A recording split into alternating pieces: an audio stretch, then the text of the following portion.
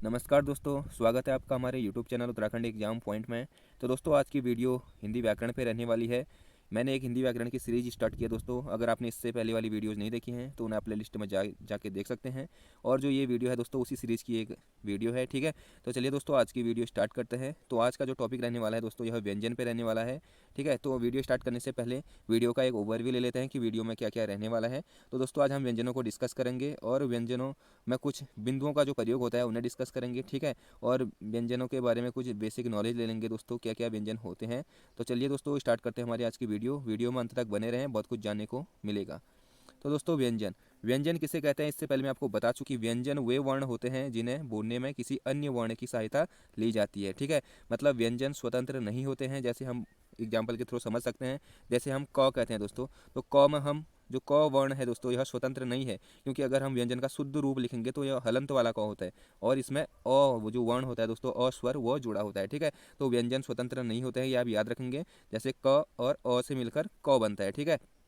तो इसी प्रकार जितने भी व्यंजन होते हैं वह स्वतंत्र नहीं होते हैं, ठीक है, क्योंकि वह किसी अन्य वर्ण की सहायता से भी बोले जाते हैं। और जो स्वर होते हैं वह स्वतंत्र होते हैं, ये आपको मैं पहले बता चुका हूँ, ठीक है। अब बात करते हैं दोस्तों व्यंजनों की कुल संख्या। तो आपको पूछा जाएगा कि व्यंजनों की संख्या कितनी है, तो आप याद रखेंगे 33। तो दोस्तों कुल व्यंजन 33 होते हैं, उन्हें हम नीचे डिस्कस करेंगे कि कौन कौन से व्यंजन होते हैं 33, ठीक है। तो अभी आप इतना याद रखेंगे कि कुल व्यंजनों की कुल संख्या 33 होती है, ठीक है। अब बात करते हैं दोस्तों संयुक्त व्यंजन। तो आपको पूछा जा सकता है कि संयुक्त व्यंजन क्या होता है। तो यदि किसी वर्ण में दो व्यंजन व एक स्वर का योग हो तो उसे क्या कहेंगे, संयुक्त व्यंजन कहेंगे, ठीक है। यदि किसी वर्ण में दो व्यंजन व एक स्वर का योग हो तो उसे संयुक्त व्यंजन कहते हैं। जैसे हम यहाँ पे 4 होते हैं संयुक्त व्यंजन, श, त्र, ज्ञ और स्र। तो हम श को कैसे लिखते हैं दोस्तों, श इक्वल टू आधा क प्लस 100 लिखते हैं ना, ये वाला 100। तो अगर हम इसे देखेंगे तो कैसे होता है, आधा क फिर ऐसे ही हलंत वाला श प्लस अ। तो इसमें क्या आ रहे हैं दोस्तों, इसमें दो क्या आ रहे हैं, दो व्यंजन आ रहे हैं क और श, और एक स्वर आ रहा है। तो यही कहना है कि जो वर्ण होते हैं दोस्तों, जो दो वर्ण दो व्यंजन और एक स्वर के योग से बनता है उसे क्या कहेंगे, संयुक्त व्यंजन कहेंगे। यहाँ पे आप देख सकते हैं जो श होता है वो क और श दो व्यंजन हो गए और अ एक स्वर हो गया, ठीक है। तो इनसे मिलकर बनता है। वैसे ये समस्त जो होते हैं दोस्तों संयुक्त व्यंजन, जैसे त्र हो गया, तो त्र कैसे बनता है, आधा त आधा र और अ, ठीक है। तो त्र दो व्यंजन हो गए एक स्वर हो गया। ऐसे ही ज्ञ कैसे बनता है दोस्तों, आधा ज आधा य और अ, ठीक है। ऐसे ही स्र कैसे बनता है, आधा स धन आधा र धन अ। तो ठीक है, तो इनमें दो व्यंजन और एक स्वर का योग होता है, ये भी आप याद रखेंगे, ठीक है। यहाँ पे कुछ नोट लिखा है दोस्तों, उसे भी समझ लेते हैं कि सिरोरेखा किसे कहते हैं, ठीक है।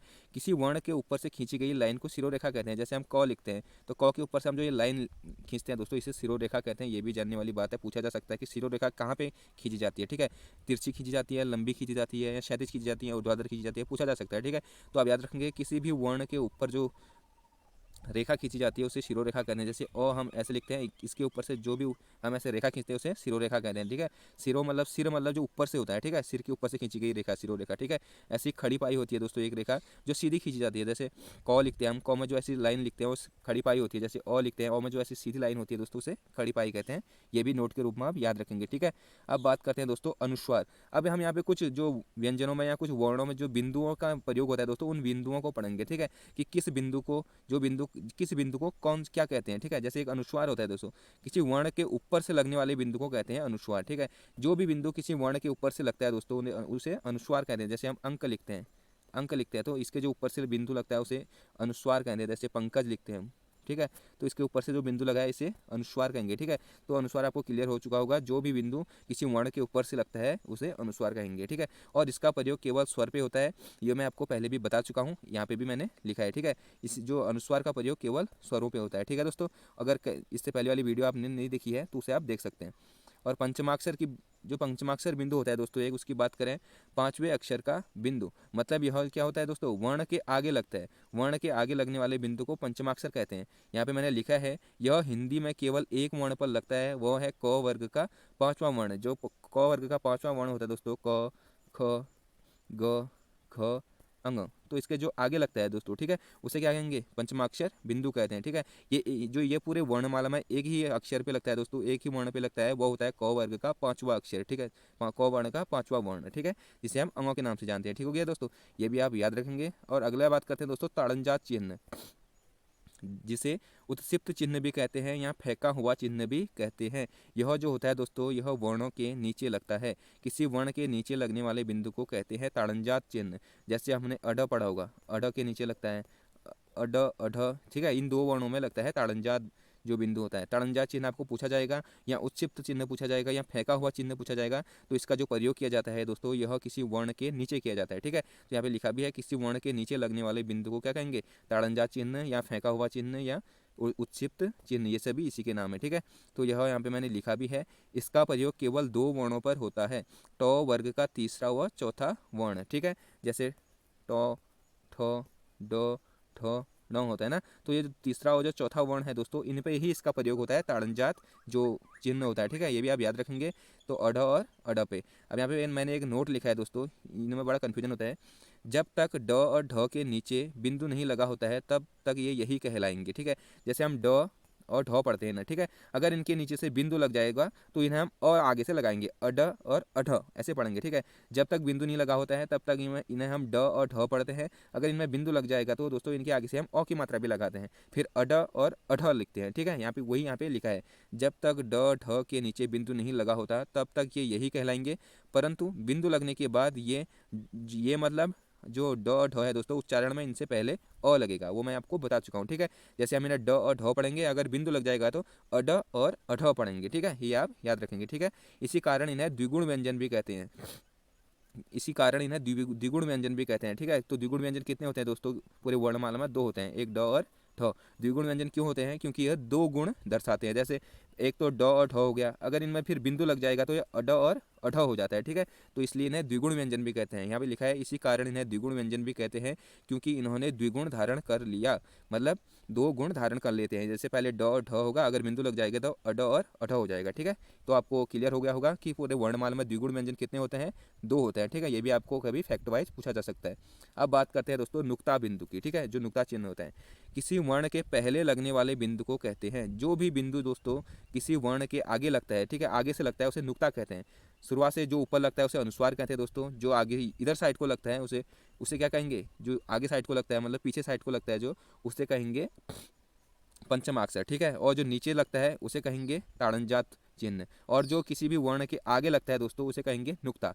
इतना आपको क्लियर हो गया होगा। ठीक है, तो यहाँ पे लिखा है किसी वर्ण के पहले लगने वाले बिंदु को कहते हैं नुक्ता, मतलब ये जैसे रॉ लिखा है, रॉ की जो आगे लगेगा, पहले लगेगा, उसे नुक्ता चिन्ह कहेंगे। ठीक है, ये अरबी और फारसी भाषा का है। जो नुक्ता चिन्ह है दोस्तों, यह बेसिकली अरबी और फारसी शब्दों में लगता है, जो अक्षर होते हैं, जो वर्ण होते हैं उनमें लगता है। ठीक है, तो यहाँ पे लिखा है ये अरबी और फारसी भाषा का है। ठीक है, इसका प्रयोग केवल 5 वर्णों पर किया जाता है, ये भी आप याद रखेंगे। जो नुक्ता चिन्ह होता है दोस्तों, इसका प्रयोग जो वर्णमाला में केवल 5 वर्णों पर किया जाता है, वो है क, ख, ग, ज, फ। ठीक है, मतलब इसका प्रयोग ऐसे करते हैं, क के आगे से बिंदु लगाएंगे, जैसे ख लिखेंगे तो इसको आगे से ऐसे बिंदु लगाएंगे, जैसे ग के आगे से बिंदु लगाएंगे, वहीं जैसे ज के आगे से बिंदु लगाएंगे। इस प्रकार से इसका प्रयोग किया जाता है। ठीक है, यहाँ पे एक नोट है दोस्तों, इंपॉर्टेंट नोट है, इन 5 वर्णों के पहले नुक्ता चिन्ह का प्रयोग करने से ये अरबी और फारसी बन जाते हैं। ऐसा कहा है दोस्तों राजा शिव प्रसाद सितारे हिंद ने। ठीक है, तो वेरी इंपॉर्टेंट है कि इन 5 वर्णों के दोस्तों क, ख, ग, ज, फ, इन 5 वर्णों को याद रखेंगे। अगर इनके आगे हम बिंदु जो नुक्ता चिन्ह का प्रयोग करेंगे तो दोस्तों यह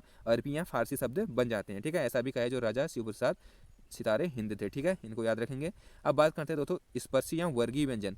तो स्पर्शी या वर्गीय व्यंजन आपको डायरेक्ट पूछा जा सकता है कि स्पर्शी या वर्गीय व्यंजन कितने होते हैं, तो आप याद रखेंगे 25 होते हैं। ठीक है, क्योंकि जो स्पर्शी या वर्गीय व्यंजन होते हैं वो 25 होते हैं, क्योंकि इनका जो 5 वर्गों में विभक्त होते हैं, जैसे कि मैंने यहाँ पे दे रखा है 5 वर्ग ये है। ठीक है दोस्तों, जैसे क वर्ग, चौ वर्ग, ट वर्ग, ट वर्ग और प वर्ग, और हर वर्ग में 5 वर्ण होते हैं। जैसे क वर्ग में क, ख, ग, घ, अंग होते हैं, वैसे चौ वर्ग में च, छ, ज, झ, य होता है, ट वर्ग में ट, ठ, ड, ढ, ढ होता है, त वर्ग में त, थ, द, ध, न होता है, और प वर्ग में प, फ, ब, भ, म होता है। ठीक है, इन्हें वर्गीय व्यंजन क्यों कहते हैं दोस्तों, क्योंकि ये 5 नीचे को वर्ग होता है। वर्ग क्या होता है दोस्तों, बेसिकली वर्ग की परिभाषा क्या होती है, जिसके चारों भुजाएं समान होती है। ठीक है, उसे क्या कहेंगे, वर्ग। तो इसलिए इन्हें वर्गीय व्यंजन इसलिए कहा जाता है दोस्तों, क्योंकि ये 5 नीचे को होते हैं। जैसे 5 वर्ग हैं दोस्तों, क, ख, जैसे क वर्ग, च वर्ग, ट वर्ग, त वर्ग, प वर्ग, 1 2 3 4 5, और ऐसे ही एक वर्ग में 5 वर्ण भी है। ठीक है, 1 2 3 4 5, तो दोनों ओर बराबर हैं, इसलिए ना वर्गीय व्यंजन कहते हैं। ठीक है, एक वर्ग का निर्माण करते हैं, 5 इधर को 5 इधर को, तो कुल मिलाकर एक वर्ग बनता है। ठीक है,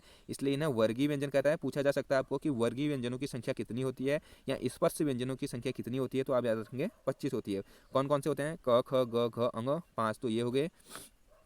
5 यहाँ पे होंगे दोस्तों। च वर्ग में च छ ज झ य, और ट वर्ग में ट ठ ड ढ ण, त वर्ग में त थ द ध न, प वर्ग में प फ ब भ म। तो 5 ऐसे वर्ग होते हैं और 5 ऐसे वर्ण होते हैं, ठीक है, इसलिए इन्हें वर्गीय व्यंजन कहते हैं, ठीक है दोस्तों।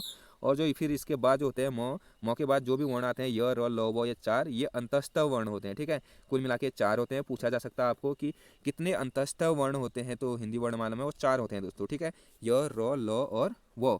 और अंतस्थ वर्ण क्या होते हैं दोस्तों, इन्हें हम आगे डिस्कस करेंगे, ठीक है। और 4 जो होते हैं दोस्तों यह होते हैं ऊष्म वर्ण, मतलब स ह, ठीक है, इन्हें क्या कहेंगे, ऊष्म वर्ण कहेंगे, ठीक है। इसे तालव्य स कहते हैं, इसे मूर्धन्य स कहते हैं, इसे दंत स कहते हैं, इसे ह कहते हैं, ठीक है। तो ये ऊष्म वर्ण होते हैं, इनकी संख्या भी 4 होती है। पूछा जा सकता है कि हिंदी वर्णमाला में ऊष्म वर्णों की संख्या कितनी होती है, तो आप 4 रखेंगे और उन 4 वर्णों को भी याद रखेंगे, जो 3 और स और एक ह, ये ऊष्म वर्ण होते हैं, ठीक है, क्योंकि इन्हें बोलने में मुंह से ऊष्मा मतलब हवा ज़्यादा मात्रा में निकलती है, ठीक है। इन्हें अंतस्थ वर्ण इसलिए कहते हैं दोस्तों क्योंकि यह मुंह के अंदर ही बोले जाते हैं, जैसे य र ल व, ठीक है दोस्तों। इनकी संख्या भी 4, और जो ऊष्म वर्ण होते हैं इनकी संख्या भी 4 होती है, इन्हें आप याद रखेंगे। इसलिए कुल वर्ण कितने होते हैं, कुल वर्ण होते हैं 25 ना 33, जैसे 25 वर्गीय हो गए, 4 अंतस्थ हो गए, 4 क्या हो गए ऊष्म, जो ऊष्म वर्ण हो गए, ठीक है। तो 25 4 29, 29 4 33, तो कुल वर्ण कितने होते हैं, मूल वर्ण कितने होते हैं, 33 होते हैं, ये आप याद रखेंगे, ठीक हो गया दोस्तों। और स्वर कितने होते हैं, 11, ये मैं आपको बता चुका हूँ। अब कुछ एक नोट है दोस्तों, इसे डिस्कस कर लेते हैं। अर्धस्वर पूछा जा सकता है कि कभी अर्धस्वर निम्नलिखित में से कौन सा है कौन सा नहीं है, ठीक है। तो ये वर्ण जिनका उच्चारण, वे वर्ण जिनका उच्चारण करते समय जीभ किसी भी मुखावयव को स्पर्श नहीं करती, मतलब ऐसे वर्ण दोस्तों जिनका जो उच्चारण करते समय, जिन्हें बोलते समय जो जीभ होती है दोस्तों वह मुंह के किसी भी अंग को स्पर्श नहीं करती, उसे अर्धस्वर कहते हैं, ठीक है। तो इनकी संख्या 2 होती है, एक य एक वो, य वो देख आप बोल सकते हो, देख सकते हो, य वो आप बोल के देखिए। इनका जो आप जो उच्चारण कर सकते हो, यह जीभ को एक जगह पे स्थिर करके कर सकते हैं, ठीक है, य वो। तो आपको पूछा जा सकता है अर्धस्वर कितने होते हैं, तो 2 होते हैं, याद रखना। कौन कौन से हैं दोस्तों, य और वो, ठीक है। तो दोस्तों इतना आप याद रखेंगे। तो दोस्तों आज की वीडियो में इतना ही था। वीडियो देखने के लिए थैंक यू। कल की वीडियो में हम व्यंजनों के प्रकार पढ़ेंगे, ठीक है दोस्तों, और सघोष अघोष स्वर और व्यंजन सब पढ़ेंगे कल की वीडियो में, ठीक है दोस्तों। तो दोस्तों जो वीडियो देखने के लिए थैंक यू। अगर आपको वीडियो पसंद आए तो इसे लाइक करें, और इससे लगता है कि आपको इस वीडियो से कोई फ़ायदा हो रहा है तो चैनल को सब्सक्राइब करें दोस्तों, और इस चैनल को अधिक से अधिक अपने दोस्तों तक शेयर करें, ठीक है दोस्तों। और कमेंट बॉक्स में बताएं कि इसमें और क्या इंप्रूव किया जा सकता है, ठीक है दोस्तों।